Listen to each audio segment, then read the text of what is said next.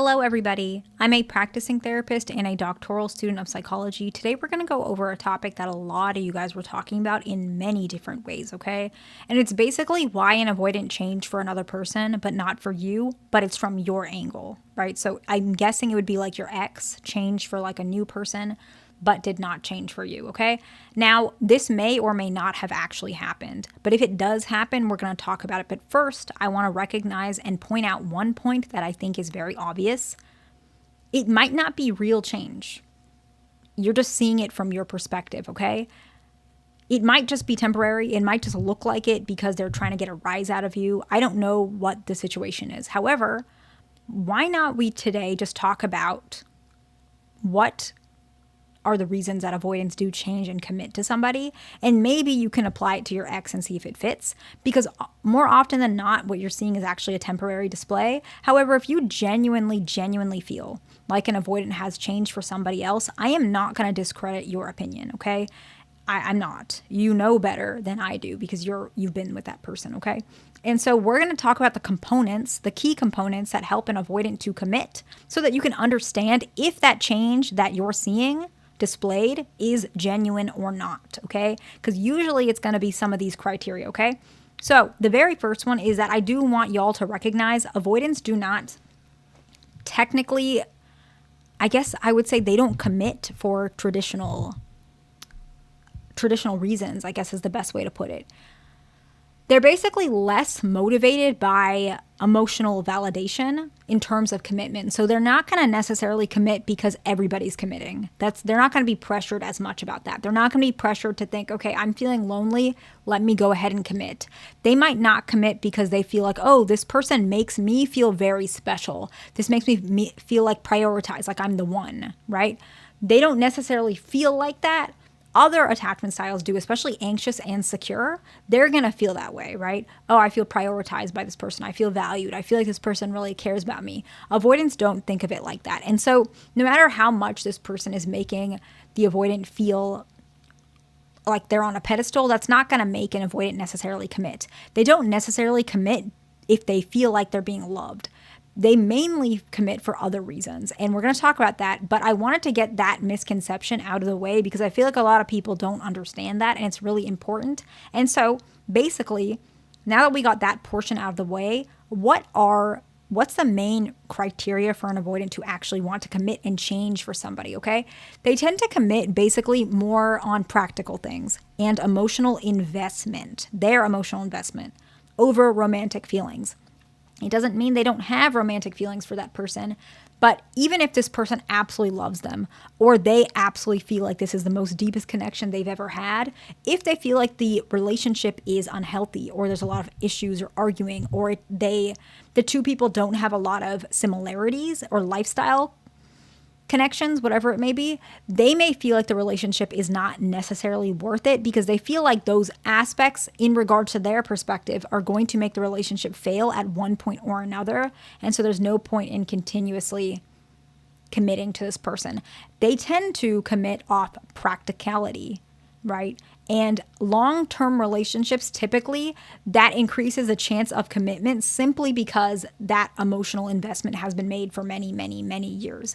And so they typically just commit to somebody, not all the time, that's been there for a long time, where they felt like they weren't activated, deactivated, and there wasn't much triggers going on. They have just decided, okay, this is a person I commit to. So I don't know if that's the situation with this other person you guys are comparing to or your situation, but I see that that's the most common reason avoidants commit, okay? So let's talk about the factors that we can talk about to promote commitment and change, and so that you guys can look at that and emphasize that more in your relationships. And then we're going to conclude it and then summarize it, okay? The very first one to kind of promote that sense of commitment is creating a sense of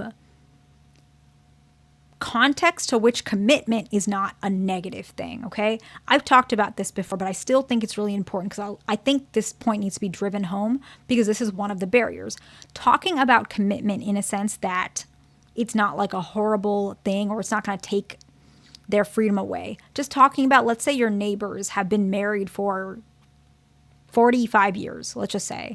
You can say, oh, wow, look how how much they're working together. I'm sure they're very financially stable and they seem like really nice people. I wonder if the fact that them being married for 45 years has really helped both of them evolve and change as a person, right? You're talking about commitment in a way where it's positive. It's a factor that adds to this person. Let's say your avoidant partner is a lady and this wife, let's say she's really happy. She lives in a very financial secure situation. She's emotionally very regulated. And you can say, I wonder if the reason that she's feeling so happy is because she, is in such a healthy marriage, right? She's been with her husband for so long. I'm sure there were a lot of moments that they had struggles, but they stuck to it, and look how happy they are, right? They live in this big house.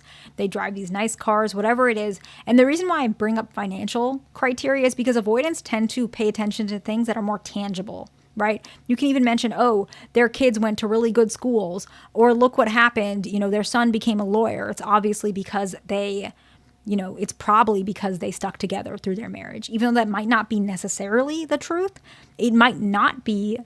It's not something to deny either. You don't know. But speculating the concept of that marriage creates stability, creates independence, creates opportunities. By wording marriage and commitment in that way, it can help avoidants to feel more comfortable, right? Bring it up that, he must have, let's say the avoidant is a male, your partner, and the husband, maybe he's got like a lot of good job opportunities because his wife stays at home. So you can mention he's got such good job opportunities because he has somebody at home who's able to manage things when he's away, right? So just mentioning that commitment is valuable, right? That's one of the most important things that you can do eventually, slowly, as you guys stay together longer, to help promote the concept of commitment and change, okay? The next one is allowing them to feel appreciated. Verbal appreciation of their efforts in the relationship can significantly improve their attachment. I noticed that you've been more attentive to me and I really appreciate it. It means a lot to me. Let me know if there's something that I can do, right? So you're just mentioning these things to allow the relationship to be emotionally, I wanted to say transactional, but I don't mean it in a way where there's no emotion involved. It's like you're a team. That's a better way to put it. You guys work together to make this relationship work. It takes two forms of involvement, your version and then their involvement, if that makes sense, okay? The next one is you want to use some sort of positive reinforcement on their role as a partner. Acknowledge them as a good partner. That can foster that sense of confidence in commitment. You can say something like, maybe you're talking about your friend and she has a boyfriend who doesn't treat her that well. And you might say, it's really frustrating to see her struggling with this guy when there's a lot of good men out there. And you can say to your partner, you know that you're one of those good men, right? So you're acknowledging and positive reinforcing that role. And they might think, oh, I am a good man. I am a good partner. I didn't even know that. I'm going to really step it up, right? You can say that. And it doesn't matter about the gender. Just I'm giving an example, right?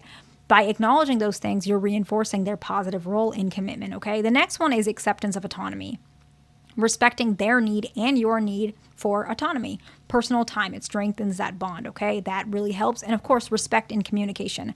A lot of avoidants value respect, and you want to avoid comparison or negative comments, and you also want to communicate in a way where emotions, if they do rise too high, that you immediately draw it back and say, you know what? I apologize. I shouldn't have spoke like that. And your partner will also do the same thing. You guys model off each other, okay? And so let's go ahead and summarize it, and then we're going to kind of conclude what we learned and then close it up, okay? And so let's summarize.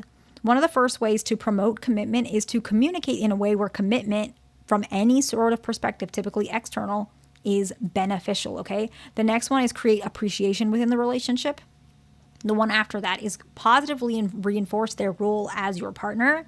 We want to accept autonomy. And the last one is have some sort of respect in communication, okay? So those are the 5 points. I do want to emphasize that every person is different. This is not a one-size-fits-all approach. However, I'm just trying to aim to educate y'all, okay? Whatever helps you to have better outcomes in relationships. I hope this video is helpful. Please like, subscribe. I will see you in the next one.